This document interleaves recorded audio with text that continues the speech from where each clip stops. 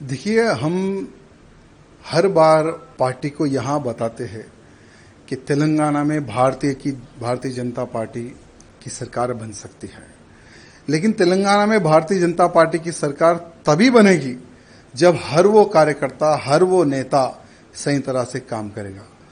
आज booth level में हर वो कार्यकर्ता पूरी जान लगाकर भारतीय जनता पार्टी के समर्थन में वोट दिलवा रहा है, कार्य कर रहा है। लेकिन जब कोई बड़े पद का जब चयन होने का जब समय आता है, जब तेलंगाना राज्य के प्रेसिडेंट का डिक्लेरेशन का जब समय आता है, तो कम से कम पार्टी यहां नहीं सोचती कि हमें कैसा प्रेसिडेंट बनाना चाहिए। हम बार बार यही बोल रहे थे कि भाई बूथ कार्यकर्ता से लेकर अधिकारी तक चर्चा होनी चाहिए। चर्चा होने के बाद में हमें एक ऐसा प्रेसिडेंट चाहिए जो एग्रेसिव हो। यहाँ तेलंगाना में हिंदू मुस्लिम भाई भाई वाली राजनीति नहीं चलती है। तेलंगाना में सिर्फ हिंदुइज्म चलता है, और जो हिंदुत्व की बात करता है ना, तेलंगाना की जनता उसको सर पर बिठाकर आगे चलती है। चाहे हमारे प्रधानमंत्री मोदी जी हो, हमारे अमित भाई जी हो, जेपी नड्डा जी हो, उन्होंने कईयों सभाएं तेलंगाना में की है। हर सभा में हजारों की संख्या में, लाखों की संख्या में उनकी सभाओं में कार्यकर्ता आते हैं यहां सुनने के लिए कि देश धर्म समाज के लिए आज भारतीय जनता पार्टी क्या कर रही है और क्या करेगी। वहां संदेश सुनने के लिए सभी कार्यकर्ता आते हैं। और आज भी हम भारतीय जनता पार्टी से जुड़े हुए तो हमारे प्रधानमंत्री नरेंद्र मोदी जी को देखकर, अमित भाई जी को देखकर, योगी जी को देखकर, नड्डा जी को देखकर, उनके कार्य को देखकर 2014 में भारतीय जनता पार्टी में हम सम्मिलित हुए। लेकिन दुर्भाग्य देखिए, 2014 से लेकर आज तक इतने तकलीफों का सामना हम लोगों को करना पड़ रहा, बाहर नहीं, पार्टी के अंदर ही। मेरे कॉन्स्टिट्यूंसी को टारगेट करना, मेरे जिले को टारगेट करना, मुझे टारगेट करना, आखिर कितने साल तक मैं सहूं इनका जुल्म। आज देखिए, जब पार्टी प्रेसिडेंट के नॉमिनेशन का आप जो सो नोटिफिकेशन आप डिक्लेयर करते हैं, जब हम जाते हैं भाई हम भी प्रेसिडेंट के लिए हम पूछना चाहते हैं, तो लगभग जो 10 लोगों का जो साइन चाहिए वो 10 के 10 लोगों को डरा के भगा देते हैं। यानी ऑलरेडी ये लोग जो डिसाइड कर लिए उसको हम प्रेसिडेंट बनाएंगे, ऐसा ये लोग डिसाइड कर लिए। हम क्या चाहते हैं? तेलंगाना की जनता प्रधानमंत्री मोदी जी के मार्गदर्शन पर चलने को तैयार है, अमित शाह जी के मार्गदर्शन पर चलने को तैयार है। योगी आदित्यनाथ जी को एक आइडल मारती है जनता यहाँ की।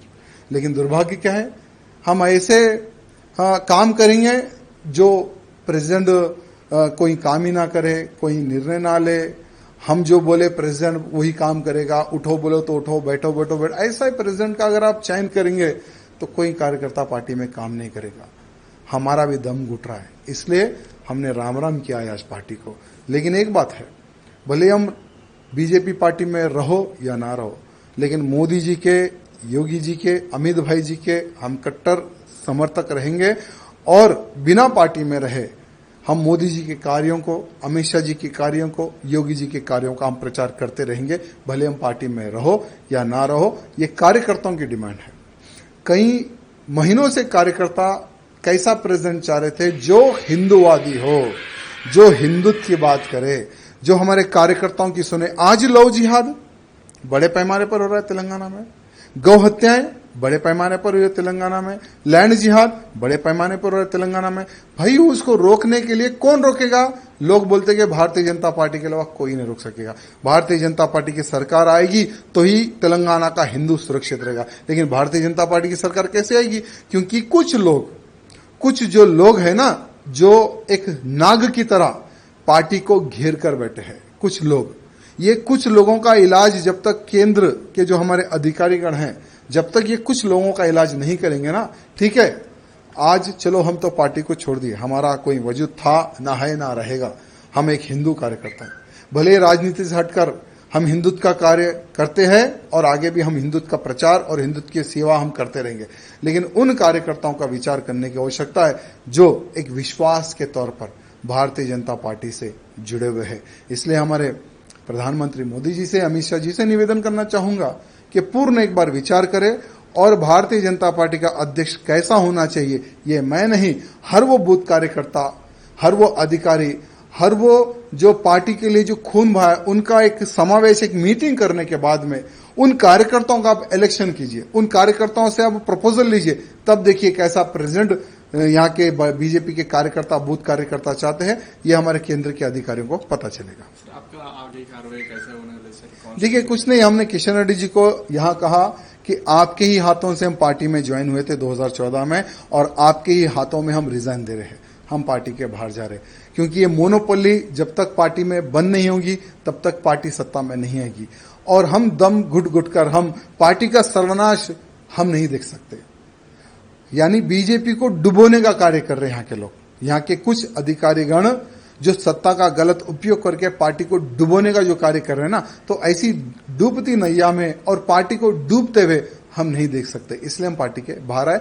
आगे का हमने किशन रेड्डी जी को रिक्वेस्ट किया है कि आप स्पीकर को भी एक पत्र लिख दो कि राजा सिंह बीजेपी का विधायक नहीं है, उसको सस्पेंड करो। अगर किशन रेड्डी जी वो भी अगर काम कर देते तो उसका भी हम समर्थन करते हैं। बाकी का हम एक हिंदू नेता है, धर्म प्रचार करना हमारा काम है, वही करते रहेंगे। सर, आप इतने साल से पार्टी में रहे, 3 बार आपने बीजेपी में जीते, और आपकी और पार्टी वर्कर्स को क्या बोलना चाह रहे हैं सर? मेरे पार्टी के कार्यकर्ताओं से यही निवेदन करना चाहूंगा, ठीक है, ये मेरा व्यक्तिगत निर्णय था, क्योंकि हर इंसान कुछ सालों तक जुल्म सह सकता है, लेकिन कंटिन्यू जुल्म सहे उतनी शक्ति मेरे पास नहीं है।